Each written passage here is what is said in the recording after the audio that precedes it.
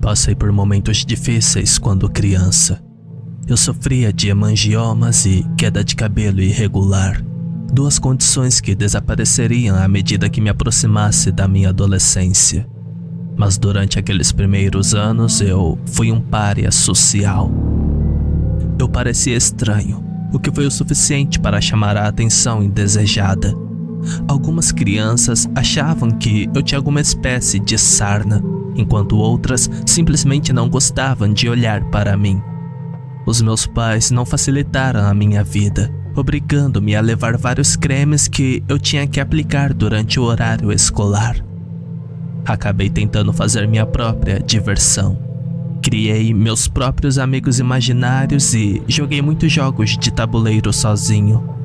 Meus pais estavam se divorciando e ambos juraram que não teriam mais filhos. Então, acabei sendo o filho único. A maioria dos meus amigos inventados eram apenas um brinquedo. Eu poderia dizer que era tudo por diversão e que eles não eram reais. Eu não os vi, nem os ouvi.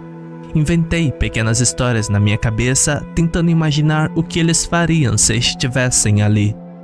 Eu poderia realmente entrar nisso. Eu tinha um amigo imaginário que sempre tentava trapacear nos jogos. Então, quando jogava com ele na mesa, movia as peças do jeito que ele faria e, portanto, trapaceava. Outro amigo imaginário era obcecado por limonada, então sempre levava um copo extra para ele. Quando eu tinha 7 anos, houve um novo amigo imaginário. Este era diferente. Eu realmente podia vê-lo.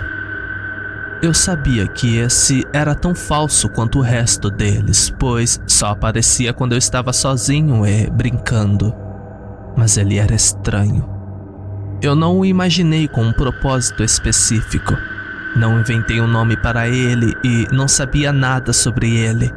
Mesmo que eu fingisse não conhecer o trapaceiro e o entusiasta da limonada para estimular a conversa, este era um verdadeiro mistério. Ele era assustador. Ele parecia uma pessoa, mas meio esticado. Pelo menos 2 metros de altura. Pele pálida, descamada e acinzentada. Ele era super magro e tinha um rosto meio caído, como se sua pele estivesse desleixada. Isso me lembrou uma toalha molhada pendurada em um cabide. E seus olhos, bem, eles estavam vazios. Não havia nada lá. Ele era super quieto e raramente se movia. Eu geralmente esqueço que ele estava lá, a menos que ele fizesse aquele pequeno barulho. Uma espécie de conversa de dentes. Era como um tique. Às vezes, um único clique. Outras vezes, ele simplesmente ficava ali parado, conversando animadamente, batendo os dentes. No começo, eu apenas pedi para ele ir embora. Ele não falou e não respondeu a nenhuma pergunta. Não importasse o que eu brincasse, ele se recusava a participar ou mesmo a me reconhecer. Ele só queria estar lá. Na maioria das vezes, ele era um incômodo. Ele me assustava. Eu acordava com aquele barulho de dentes batendo à noite, ou ele o fazia bem perto do meu ouvido quando eu jogava meus jogos de tabuleiro. Com o tempo, passou de assustador para frustrante. Ele estava apenas sendo incômodo. Mas houve uma época no ensino médio que mudou a maneira como eu o via. Havia um garoto novo na escola que era um valentão infame. Vamos chamá-lo de Léo. Ele foi transferido de outra escola onde ele era uma ameaça. Ninguém sabia realmente o que fazer com ele, então eles simplesmente o mudaram de ambiente. E agora era a nossa vez de lidar com ele. E claro, eu era o novo alvo. Léo começou a me chamar de Sarnento e meio que pegou. O aluno doente da turma agora tinha um apelido ao qual os outros se apegaram, e não era um apelido legal. Mas não terminou aí. Um dia, depois da escola, Ele levou as coisas longe demais. Estimulado pelos aplausos e risada dos meus colegas de classe, fui espancado até sangrar. Enquanto eu apanhava, os outros entraram para pegar uma tesoura. Eles iam cortar meu cabelo sarnento. Enquanto estávamos somente eu e o Léo, ouvi aquele barulho de dentes batendo novamente. Eu pude ver a estranha figura ao fundo. Meu primeiro pensamento foi que ele estava ali para zombar de mim também. Mas para minha surpresa, ele tinha outros planos. Ele se inclinou, deslocou a enorme mandíbula e deu uma mordida na orelha de Léo, rasgando-a ao meio. Foi um pandemônio instantâneo. Léo se virou sem olhar para mim, mas direto para seu agressor. Ele também podia vê-lo. Sangue, gritos e muito pânico. Léo lutou como um cachorro assustado, tropeçando nas próprias pernas para fugir.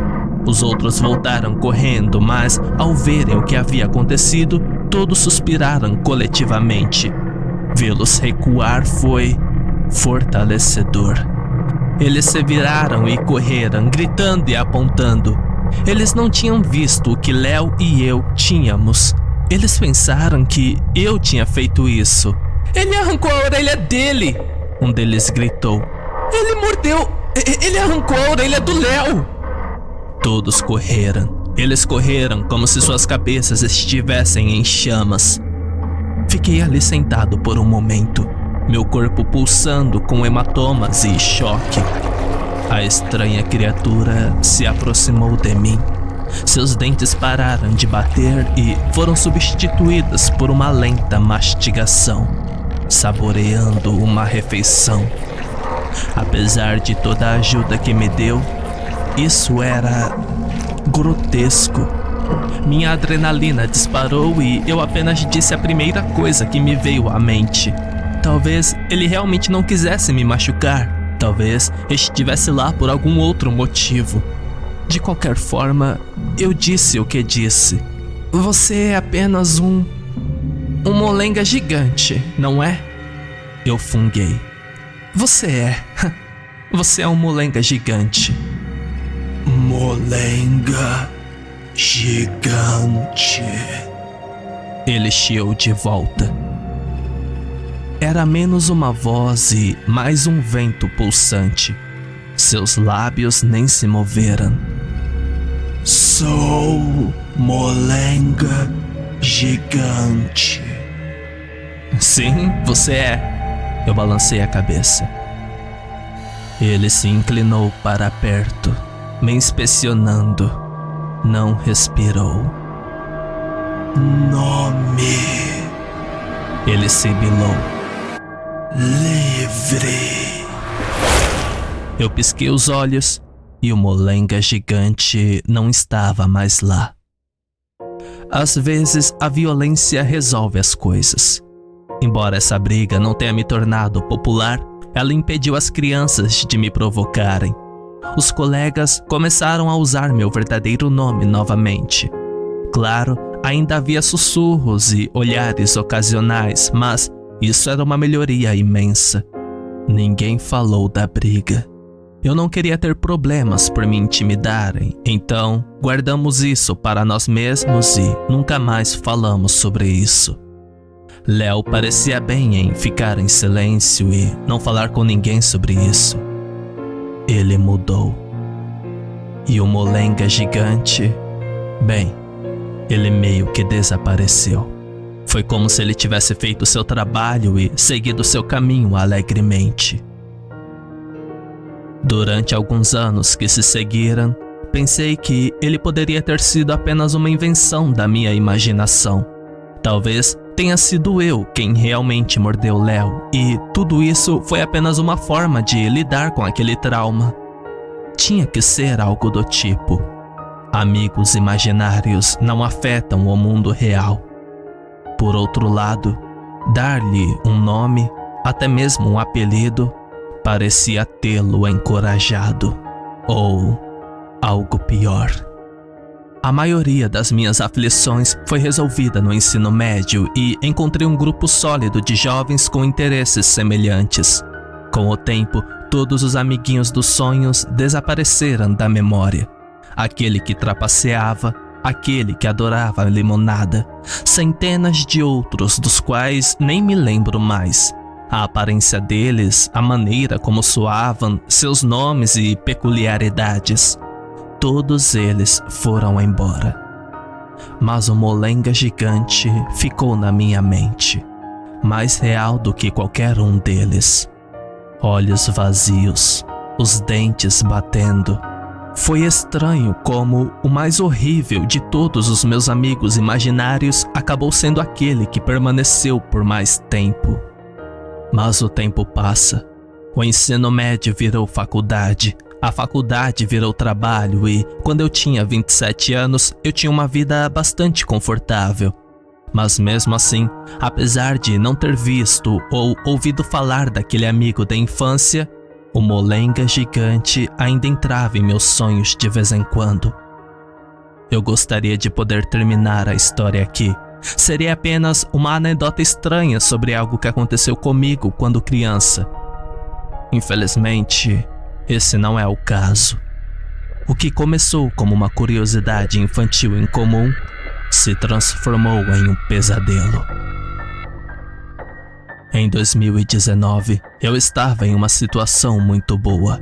Eu estava há 6 meses em uma promoção que acrescentava 15% ao meu salário e finalmente estava voltando a namorar depois de um rompimento complicado de alguns meses antes. Nada sério, mas foi bom me livrar das teias de aranha. Eu estava voltando para casa depois de um longo dia de horas extras e tive que parar para abastecer meu carro. Nada que eu não tivesse feito centenas de vezes antes. Comprei um Snickers e disse ao homem de cabelos compridos atrás do balcão que queria R$90 de gasolina. Entreguei meu cartão e verifiquei meu telefone por um momento. Clac, clac, clac, clac. Ouvi dentes batendo. Eu podia sentir meu pulso disparando sem motivo aparente. Tornei-me hiperconsciente do que me rodeava. As luzes do teto, o leve cheiro de gasolina. Aquele barulho me trouxe de volta ao ensino médio. Isso enviou uma ponta de frio direto para minha cabeça, como se eu pudesse imaginar aquele rosto oco na minha frente. Saí dessa situação com um bip vindo da caixa registradora. Agradeci ao atendente e fui até a porta. Pouco antes de sair, voltei-me para ele. Com licença, você ouviu algo estranho agora há pouco? Não, certamente não ouvi nada de estranho. Você estalou a língua ou algo assim? Não sei do que você está falando, senhor. Eu balancei a cabeça. Claro que não. A mesma sensação voltou a mim em 4 ocasiões diferentes. Uma vez, quando eu estava fechando as cortinas do meu quarto. Uma vez, ao receber a correspondência no trabalho. Outra vez, quando eu estava preso no trânsito e uma vez, quando estava prestes a atender um telefonema. Foi um lembrete estranho. Surgiu do nada e agora estava começando a se tornar um aborrecimento diário. Por tudo na minha vida, juro que eu não conseguia descobrir de onde isso vinha. Não havia realmente uma direção específica, era tipo, na minha cabeça. Estava lá, em todos os lugares e em lugar nenhum e por dentro. Clac, clac, clac. E, no entanto, o molenga gigante ainda estava para ser visto. Eu estava tendo problemas para me concentrar no trabalho. Não consegui afastar meus pensamentos intrusivos e acabei pesquisando nas redes sociais, procurando velhos conhecidos da escola. Pessoas que eu não ouvia falar há anos. Alguns formaram famílias, outros se mudaram para longe para trabalhar ou estudar. Restavam apenas alguns deles na cidade. Um rosto se destacou para mim, no entanto. Léo. Acontece que ele ainda estava por perto. Assim que cheguei em casa do trabalho, fui direto para o computador. Procurei Léo em alguns sites de mídias sociais comuns. O homem não tinha configuração de privacidade. A maior parte era apenas bobagem. Fotos dele tomando cerveja com os meninos, alguns carros legais, fotos a grupos com pessoas aleatórias. Este era um homem que não queria expressar nada além do semanal #sextou. Mas olhando um pouco mais de perto, havia algumas rachaduras na fachada. Por exemplo, havia comentários recentes que ele fez a alguns de seus amigos. Deus não envia apenas anjos para proteger você, disse ele em uma postagem. Às vezes, ele envia demônios para te testar. Olhar um pouco mais de perto revelou muito mais dor do que era aparente. Léo estava tomando remédios para a esquizofrenia. Ele estava superando um problema com bebida. Ele parecia estar constantemente oscilando entre o completo desrespeito pelos outros e o arrependimento histérico por suas ações. Ele parecia estar lutando pelo perdão em postagem e se gabando de ter roubado algo na próxima. O homem estava uma bagunça, e aquela orelha faltando não lhe ajudou em nada. Não importa quantas tatuagens ele fizesse no pescoço para desviar a atenção. Mas uma postagem em particular me chamou a atenção. Ele estava discutindo os desafios do estilo de vida com um pastor de jovens local, um velho conhecido que tínhamos em comum, e eles estavam em desacordo. Léo cuspiu. Eu não nego meus malditos problemas. Eu sei como eles são. Meu problema tem nome e sobrenome. Eu ouço seus dentes. Ele ouve os dentes? Hã? Além disso, ninguém parecia tê-lo visto por um tempo. Para todos os efeitos, Léo meio que desapareceu da face da terra, deixando para trás uma última postagem enigmática. Está ficando muito real, dizia o post. Está muito próximo. E com isso, ele nunca mais postou nada. Verifiquei as datas, minhas anotações e fiz algumas deduções. Essa última postagem dele foi escrita no mesmo dia em que comecei a ouvir barulhos dos dentes batendo novamente. Isso não poderia ser coincidência. Simplesmente não poderia. Não descobri mais nada sobre ele. E o som dos dentes batendo em um timing horrível estava piorando. Certa vez, tive que parar no trânsito para impedir que meu coração acelerasse. Eu poderia jurar que vi aquele rosto oco em meu espelho retrovisor. Fiquei tão frustrado que bati com as mãos no painel com tanta força que fiquei com um hematoma. Quando cheguei em casa, estava nervoso e estressado. Tirei minha jaqueta, entrei na cozinha e abri uma Coca-Cola. Bati a porta com tanta força que derrubei um dos ímãs da geladeira no chão, o pequeno girassol azul. Recostando-me na geladeira, meu coração disparou. O gigante molenga estava bem ali, a poucos metros de distância e olhando diretamente para mim. Deixei cair minha lata de Coca-Cola. Quando caiu no chão, pisquei. No momento seguinte, eu estava sozinho novamente. Agarrando meu peito, peguei a lata. Limpei o derramamento com algumas toalhas de papel, tentando o meu melhor para me acalmar. Isso estava ficando fora de controle. Eu não tinha recuperado a compostura antes de ouvir outro som. Uma batida na porta. Isso me surpreendeu. Eu não estava esperando companhia. Fui até a porta, confuso e trêmulo. Coloquei minha mão na maçaneta e parei. Talvez houvesse uma razão para eu ter visto aquela coisa. Talvez não foi apenas psicose. E se isso significasse alguma coisa, poderia ter algo a ver com quem ou o que quer que estivesse do outro lado da porta? Eu posso atirar em você pela porta, disse uma voz abafada. Abra a porta! Eu congelo. Uma mão na maçaneta da porta, outra no meu telefone. Eu estava travado. Eu não conseguia me mover. Eu não vou pedir de novo. Abra a porta! Eu não sabia o que dizer. Girei a maçaneta e recuei cuidadosamente. Era Léo. Ele parecia ter passado por um inferno para chegar lá. Cabelo sujo, barba desgrenhada e uma arma nova reluzente apontada para mim. Suas mãos tremiam. Ele não estava brincando. Seus dedos tremiam. Ele estava tentando puxar o gatilho. Léo? Eu disse reflexivamente. Você... O que você... Cala a boca! Ele cuspiu.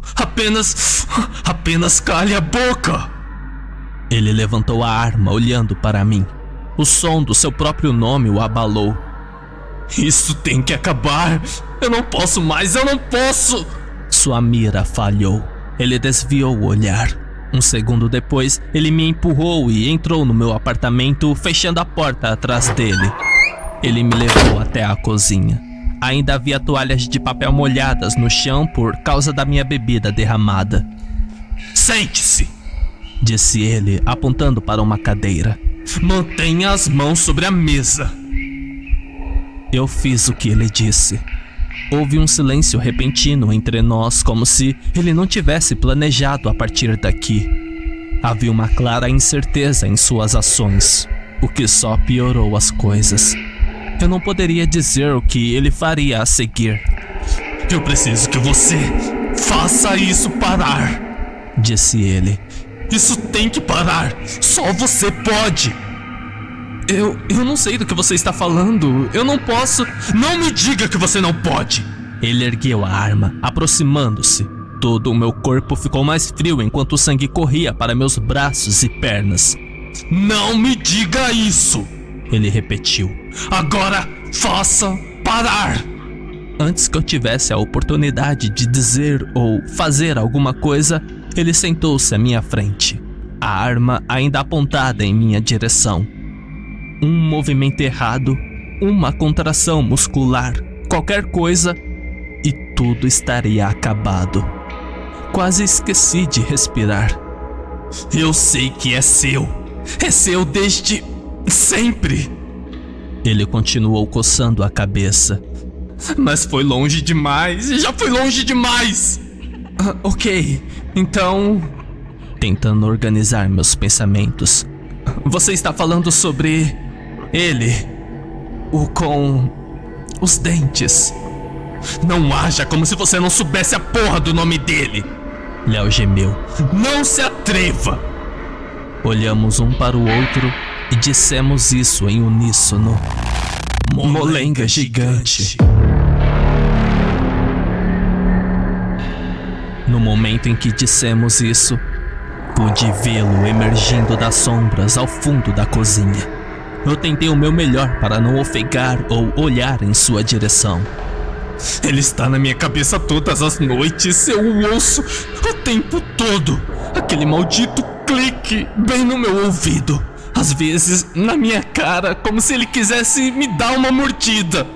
Eu não estou controlando isso, eu disse, escolhendo cuidadosamente as palavras.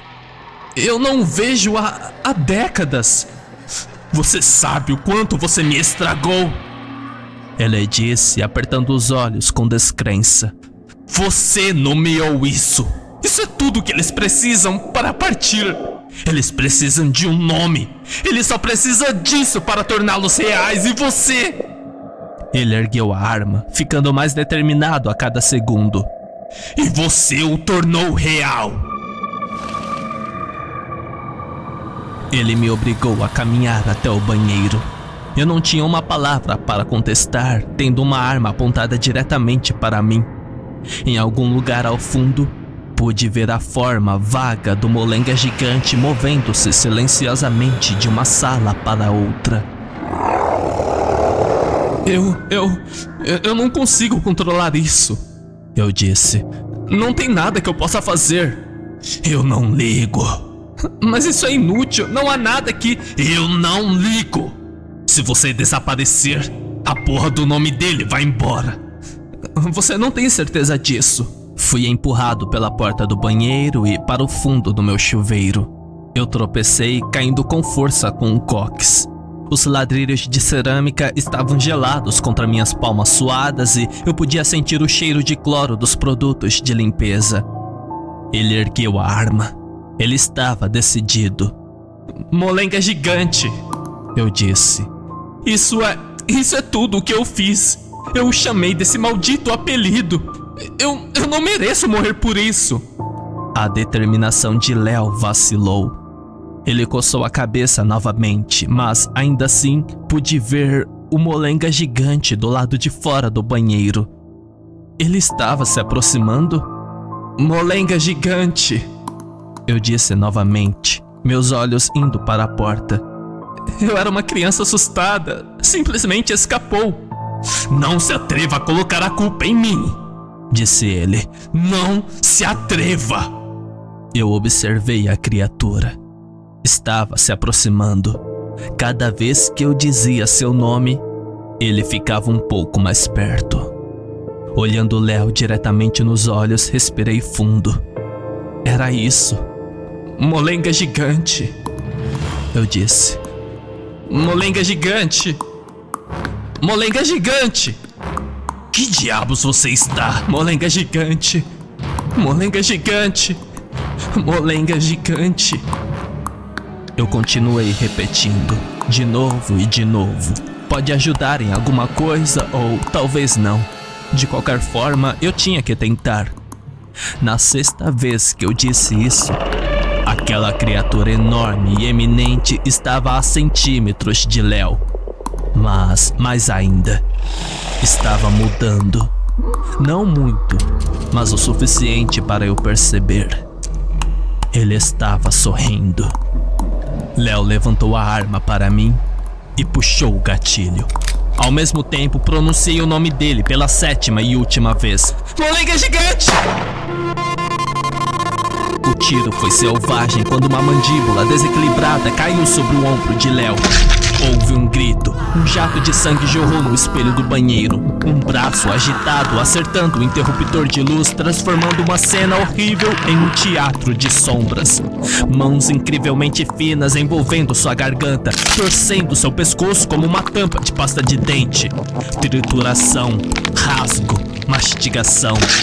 Dentes, dentes, dentes. Clac, clac, clac, clac. Risadas, risadas sobrenaturais e etéreas. Não tenho ideia de quanto tempo isso durou. Léo nem teve tempo de implorar.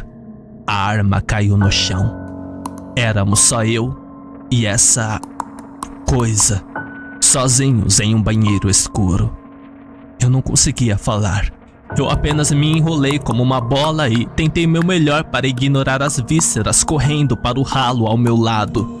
Houve um leve rangido quando joelhos velhos se dobraram. Um hálito quente no meu rosto. O molenga gigante conseguia respirar ao que parecia. "Belo nome", ele disse. A voz era diferente, real, tangível. Eu podia ouvir vibrações em sua garganta. Isso não era mais invenção da minha imaginação. "Indo", ele continuou. "Tchau." Eu pude ouvir algo estranho sendo arrastado para fora do meu apartamento. Ouvi portas abrindo e fechando. E depois de Deus sabe quanto tempo, percebi que estava sentado ali, tremendo como uma folha seca ao vento. Meu estômago revirou com a ideia de acender a luz, mas tive que fazê-lo. Levantei-me e peguei o interruptor de luz, quase tropeçando na arma, e havia algo grudado nela. Dedos.